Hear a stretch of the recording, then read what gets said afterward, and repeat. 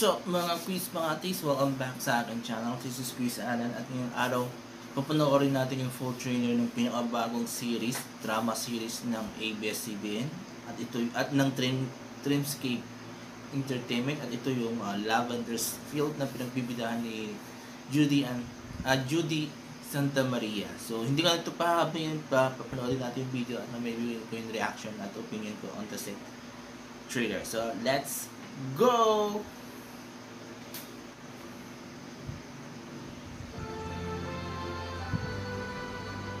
Berting! Oh, pagkatapos mo dyan, dating gawin. Kape tayo.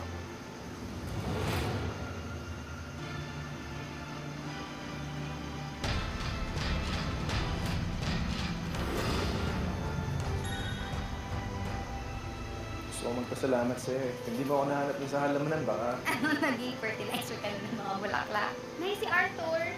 Ano yung ginagawa mo, ha? Mahirap lang kami. Kung si Jasmine lang ang kayamanan ko, hindi yan kasama sa mga bulaklak dito na pwede mong pikasin at iuwi. Pagkasama kita, gaan pakiramdam ko. Mabait ho siya. Kadalasan, yung mukhang mabait, sila pa yung masama. Mahal na kita. Hoy! Hoy! Hoy! Pinagsamantalahan niya ang katangahan mo! Tiwala ka sa akin. Mahal ko siya. Mahal niya ako. Ang pag-ibig, nakakabulag yan. Kaya mag-ingat ka. Gusto kong malaman kung sinong kabit niya. Buntis ka. Nakausap mo na yung Arthur. Ganyan talaga. Pag nakuha na ang gusto, naglalaho na parang bula. Lahat naman ginagawa ko to make this marriage work, di ba? Pirma mo na namin natin. Nakikiusap ako sa'yo. Pirma mo na. No! Kesa mapunta ka sa iba, mamatay na lang tayong lahat. At kapag nasasaktan yung anak ko, triple lang sa akin. Ayaw mo kumakita mo dati. Lahat kami nagparamdam, ha? Nagpunta ako dito para sabihin sa'yo na hindi na ako babalik. Huwag mo akong hanapin. Huwag mo akong mahalin. Huwag ka umasa. Niloko ka niya. Pagkatapos iiwanan ka ng maraming pera. Hindi biro yung nawawalang pera. Ano mo nang kinakasakitan sa akin? Sigurado akong bigtay niya. He is married to you. Bakit niya magagawa yun? Nararamdaman ko na may pinaplano siya. Kailangan kong mahanap si Tyrone at ang babaeng yun. Nahanap ko na yung buntis. Palapisin yung aksidente. Tapang yung babae, kahit kabuhanan na niya, malaban pa rin. Saan na siya?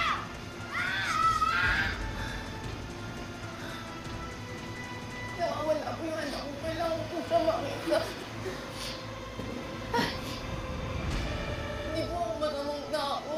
Tulungan niyo po ako. Tulungan kita. Mahirap gumalaw kung nakatali ka sa pagkatao mo ngayon. Kaya kailangan mo makalaya, Jasmine. Para makalaya ka, kukulog muna kita sa ibang katauhan. Para sa bago mong mukha, ang bago mong pangalan. Lavender Fields. Kailangan mo mapalapit sa kanya. Ang lavender. I know! Petunia gave you this gift. I hope you don't disappoint. Ang totoo, gusto ko na makita siyang naghira. Ano pakaramdam? Na ikaw naman ang nakagapos.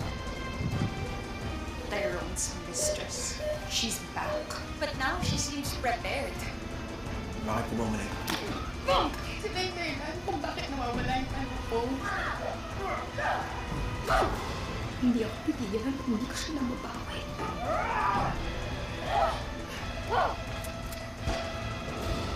Lavender Fields, ngayong September na.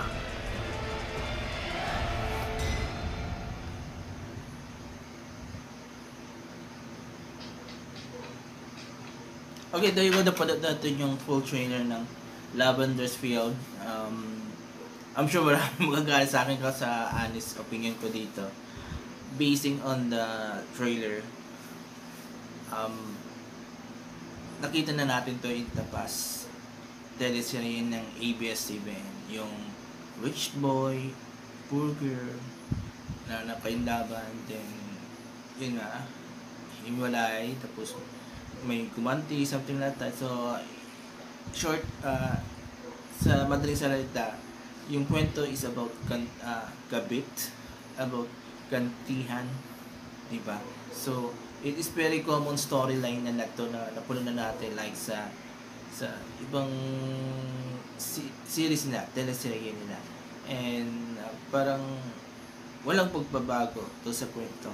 siguro ang maganda lang nakita ko dito is yung when it comes to technical aspects, ganda. So, very consistent ang ABS-CBN sa yung pag-change, yung pag-improve ng technical aspects ng mga series nila. Talagang hindi na yung tipo doon na serye, di ba? Ang ganda. So, yun. Second na magandang nakita ko dito is yung acting yan. And, of course, Judy Santa Maria. So, isa sa mga hinangan kong or should I say, paborito kong serye niya yung Philippine adaptation ng The Broken Marriage Bow. Isang, how you call it, yung adaptation ng isang K-drama na may local title na The Broken Marriage Bow. So, it was very, very good. It was done tastefully. So, yun ang nakita kong maganda. So, aside from those two, wala na akong sigurong i-expect pang iba. So, ang talagang abangan natin dito sa serye na to ng Lavender's Field is the acting yan. Especially the confrontational scene. So, kilala ang ABS-CBN dito sa pagdating sa mga confrontational. And ito yung mga paborito ng mga viewers, ng mga fans, yung confrontational. And this is, because this is about kabit and about paghihiganti.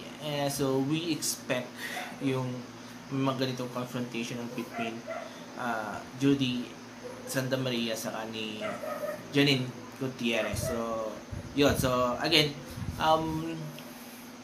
so, yung expectation ko dito, hindi ganun kataas. For the reason na yung kwento kasi hindi, it's not new for me. It's not new. Diba? So, ang expectation ko is ganito lang because of yun nasabi ko na, yung acting niya. So, yun. So, I can say, pwede kong i-dokumenta naman to sa mga viewers, diba? Na panoorin because of yung sa acting yan. So, dito pabawi yung serye sa acting yan. Pero doon sa kwento, kung mag-expect ka sa kwento, talagang diba? So, if you are the type of person na naghahanap ng bagong kwento, then this is not the one. Pero kung ang habol mo lang is yung magandang acting yan, then this one, diba? So, 100% akong sasabihin ko na yung actingan, hindi ako mapapahiyan na i-recommenda because yun sa acting yan, diba?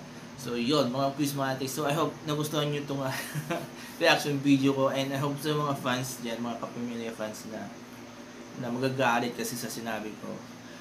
I think, mas maganda na maging open-minded tayo na, and we have to accept na right now, marami ng mga naghahanap talaga ng bagong kwento. Especially, marami yung mga K-drama fans yan, or mga fans ng mga Turkish drama, or Taiwanese drama, or Thai drama na nag-o-offer ng bagong kwento. So, I hope sana ito will help yung sa ABS-CBN na do something new. Kung hindi man new, well, ang hirap maghanap talaga new. Pero siguro yun, hindi masyadong gasgas na yung kwento. Yun, once in a while lang napapanood yung kwentong yun. Pero hindi yung talagang sobrang gasgas na. Kasi, siyempre, darating yun yung umay factor or sawa factor sa mga viewers. So, kung meron man dyan ang enjoy pa rin, there are also people na talagang magsasawa rin and maghahanap ng bagong timpla, diba? So, I hope sana yung mga kapamilya fans dyan, so, huwag kayong magalit, diba? So, kung enjoy kayo dito, fine. Kung hindi kayo enjoy sa ganitong klaseng kwento, then, there are other series na nag-offer ng magandang kwento, ng bagong kwento. Iwasan natin yung salitang bago. It's more of a unique, or should I say, a different attack on the story na hindi parehas na ganito yung, diba? So, yun. So, talaga hindi ako mag-reaction video, so thank you very much again. Kung nagustuhan nyo ito, mag-comment kayo dito sa baba, at kung nagustuhan nyo yung opinion kong reaction, opinion ko, mag-comment dito sa baba, and please don't forget my channel. Please don't forget my channels. Taalanski Show, ang Pinoy Talaga Channel, Proudly Groom the Vlogs, Tamat ng People Presents, and Pagandaan ng Usapan. So, yun. That's it. So, panoorin nyo po. So, thank you, bye.